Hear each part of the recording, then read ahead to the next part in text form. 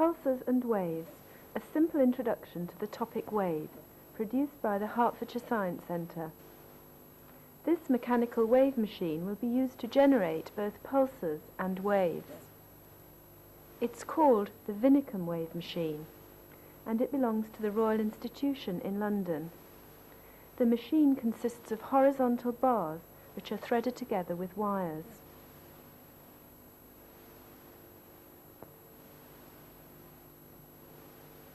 First, a look at pulses.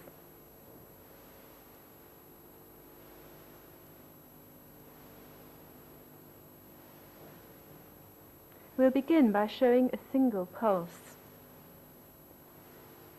The pulse is started by moving the first bar up and then down. Watch how the pulse travels along the machine. Each bar in turn goes up and down as the energy is passed along. The pulse is eventually reflected at the other end, and the reflected pulse is upside down.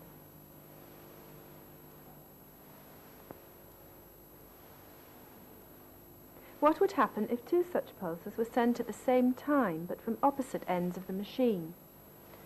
Because both pulses are started by moving the hand upwards, we'll call them positive pulses.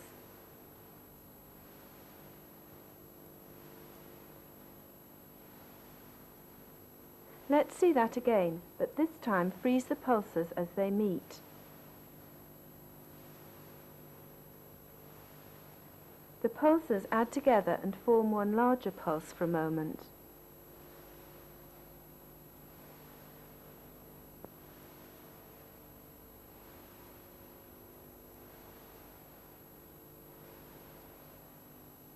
This time, a positive and a negative pulse move towards each other.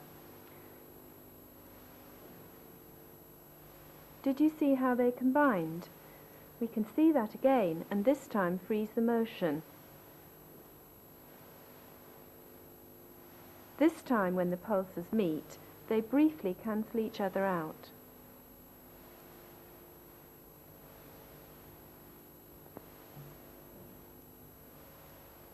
You have just seen how pulses meet, but do they pass through each other or simply bounce back?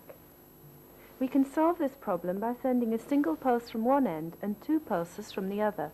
Watch what happens after they meet. Clearly, the pulses pass through each other and carry on as if they'd never met. Here it is again.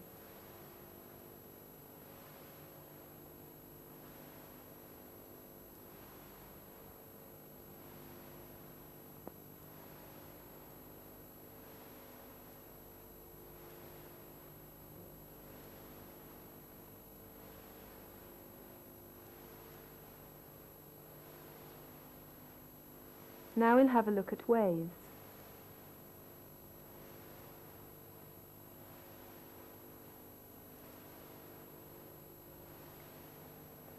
A travelling wave moves from left to right. It's soon reflected at the end. The outgoing wave and its reflection show superposition effects. In this next section, we will have a look at travelling waves and standing waves in more detail.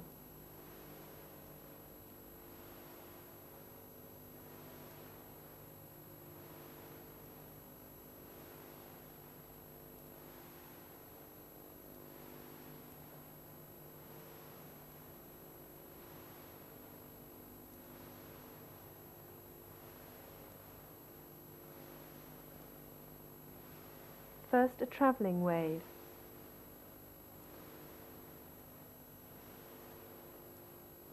When a series of pulses are sent together, they form a wave. Here, a travelling wave is frozen, so you can see its sinusoidal shape.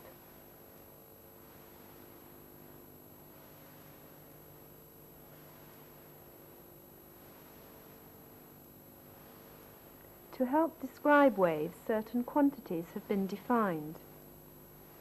Firstly, the wavelength is the distance from one peak to the next, or from any point on the waveform to its next repeat along. The amplitude is the distance from the centre of the wave to the maximum height, as shown on the left.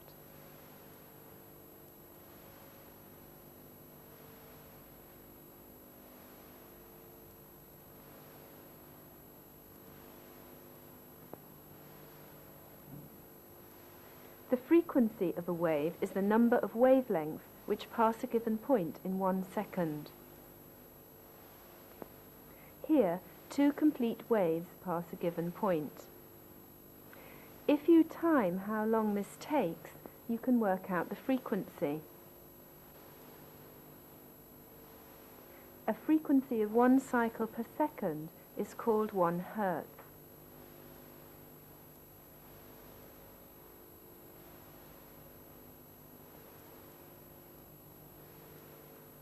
When a wave reaches the end of its travel, it is reflected back.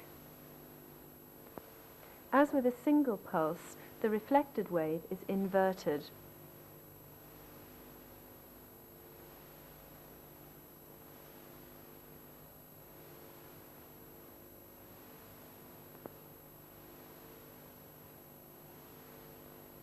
The machine shows that if continuous waves combine with their reflections, they make a stationary or standing wave.